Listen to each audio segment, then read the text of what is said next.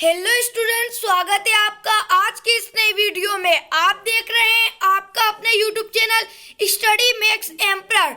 तो फ्रेंड, जैसा कि आपका संस्कृत का पेपर कंप्लीट हो चुका है और फ्रेंड्स हमको ऐसा सुनने को मिला है कि हमने जो आपको महत्वपूर्ण ऑब्जेक्टिव टाइप के क्वेश्चन बताए थे उनमें से आपके एग्जाम में ज्यादातर क्वेश्चन देखने को मिले हैं। तो फ्रेंड्स, उसी प्रकार हम आपके लिए कक्षा 10वीं विषय सामाजिक विज्ञान अर्धवार्षिक परीक्षा के लिए उसी प्रकार एक महत्वपूर्ण मॉडल पेपर लेकर आए हैं। तो फ्रेंड्स, इस मॉडल पेपर को भी आप अच्छी तरह से तैयार कर लीजिएगा, क्योंकि इस मॉडल पेपर में से भी आपके संस्कृत की तरह बहुत सारे क्वेश्चन आपको अपने एग्जाम में देखने को मिलने वाले हैं।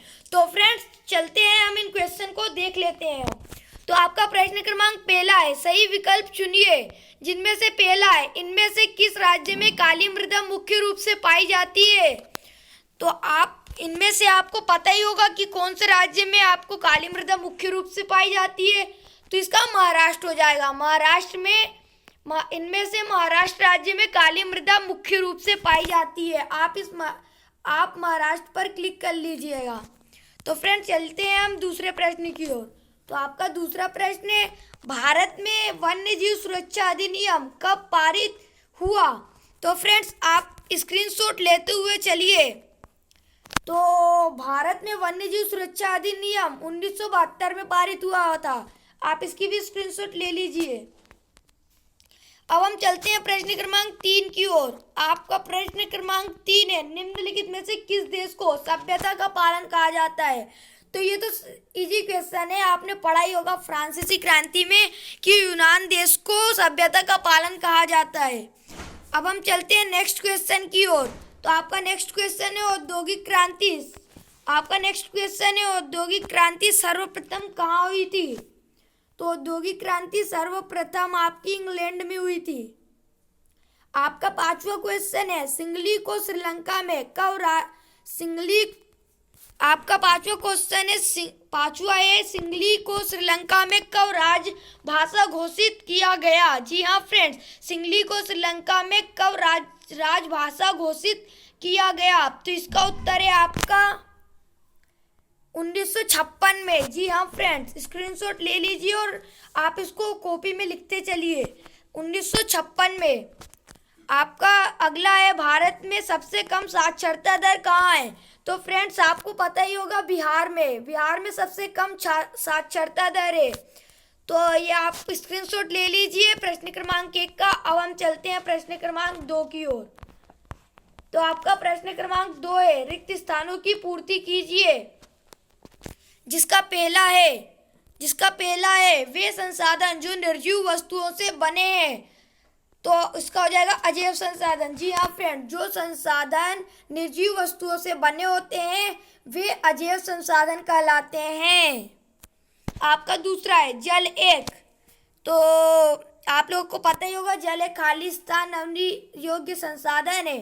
तो इसका उत्तर हो जाएगा जल एक नवीनीकरण योग्य संसाधन है। फ्रेंड्स, आप स्क्रीनशॉट लेते चलिए और इनके उत्तर अपनी कॉपी में नोट करते हुए चलिए। पहला क्या था? वे संसाधन जो निर्जीव वस्तुओं से बने होते हैं अजैव संसाधन कहलाते हैं। दूसरा है जल एक नवीनीकरण योग्य संसाधन है। तीसरा है कर्तन दहन प्रणाली को छत्तीसगढ़ में क्या कहा गया था? तो फ्रेंड्स, इसको भी आप अपनी कॉपी में लिख लीजिए कि कर्तन दहन प्रणाली को छत्तीसगढ़ में दीपा कहा गया था। अब आपका नेक्स्ट क्वेश्चन आता है, असहयोग खिलाफत आंदोलन कब शुरू हुए? तो आप लोग को ये पता ही होगा कि असहयोग और खिलाफत आंदोलन जनवरी 1921 में शुरू हुए थे। जी हाँ फ्रेंड्स, असहयोग और खिलाफत आंदोलन 1921 में, वो भी जनवरी में शुरू हुए थे। आपका नेक्स्ट है 1885 में यूरोप के ताकतवर देशों की बैठक। 1885 में यूरोप के ताकतवर देशों की बर्लिन में बैठक हुई थी। जी हाँ फ्रेंड्स, ताकतवर देशों की कहाँ बैठक हुई थी? बर्लिन में। आपका नेक्स्ट है, भारत में खालिस्तान सरकार ज्यादा शक्तिशाली होती है। तो फ्रेंड्स, इसका हो जाएगा भारत में केंद्रीय सरकार ज्यादा शक्तिशाली होती है। जी हाँ फ्रेंड्स, आपका नेक्स्ट है खालिस्तान क्षेत्र के श्रमिक वस्तुओं का उत्पादन नहीं करते हैं। तो फ्रेंड्स आपको पता ही है, प्रथम में तो प्राकृतिक उत्पादन जो होते हैं वो, और द्वितीय में होता है कि उनका फैक्ट्री में कच्चे माल से वस्तुएं बनाई जाती है, और तृतीय क्षेत्र में जो है उन्हें उनका संचार किया जाता है, सेवा क्षेत्र होता है। तो तृतीय क्षेत्र हो जाएगा इसका, इसके अंदर उत्पादन नहीं होता। तो फ्रेंड्स इसकी भी स्क्रीनशॉट ले लीजिए। अब हम चलते हैं प्रश्न क्रमांक 3 की ओर। तो आपका प्रश्न क्रमांक 3 है, सही जोड़ी मिलाइए। तो आप इसकी भी स्क्रीनशॉट ले लीजिए, अब हम चलते हैं प्रश्न क्रमांक 5 की ओर।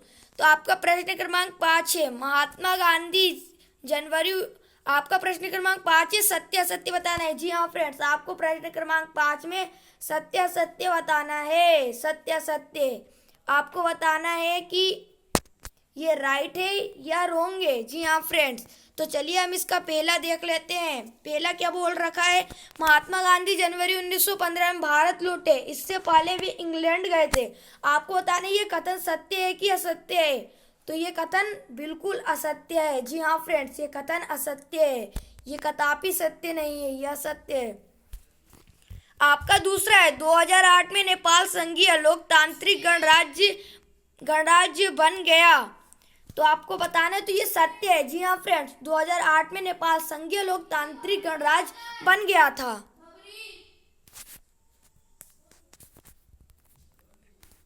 आपका नेक्स्ट है, सामूहिक हित एक सर्वव्यापी विचार है।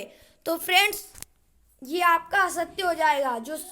जो सामूहिक हित एक सर्वव्यापी विचार नहीं है, ये आपका रोंग है। रोंग यानी असत्य, असत्य यानी गलत है। ये बिल्कुल, ये आपका गलत है, ये आपका सही है, ये आपका गलत है। आप लिखते हुए चलिए और स्क्रीनशॉट भी ले सकते हैं।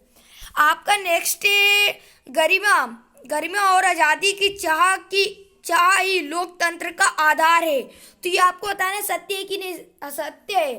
फ्रेंड्स आप लोगों ने पढ़ा होगा, गरिमा और आज़ादी ही चाह ही लोकतंत्र का आधार है। तो ये तो बिल्कुल सत्य है फ्रेंड्स, ये सत्य है, आप इस पर सत्य कर सकते हैं। आपका नेक्स्ट है, क्षेत्रवाद राष्ट्रीय एकता का मूलाधार है। क्षेत्रवाद राष्ट्रीय एकता का मूलाधार है। तो ये आपको पता है कि नहीं पता है, ये आपका बिल्कुल असत्य है ना फ्रेंड्स, ये तो असत्य ही होगा। आपका नेक्स्ट है, हॉलमार्क आभूषणों की गुणवत्ता बनाए रखने वाला प्रमाण है। तो हॉलमार्क आभूषणों की गुणवत्ता बनाए रखने वाला प्रमाण है, ये बिल्कुल सही है।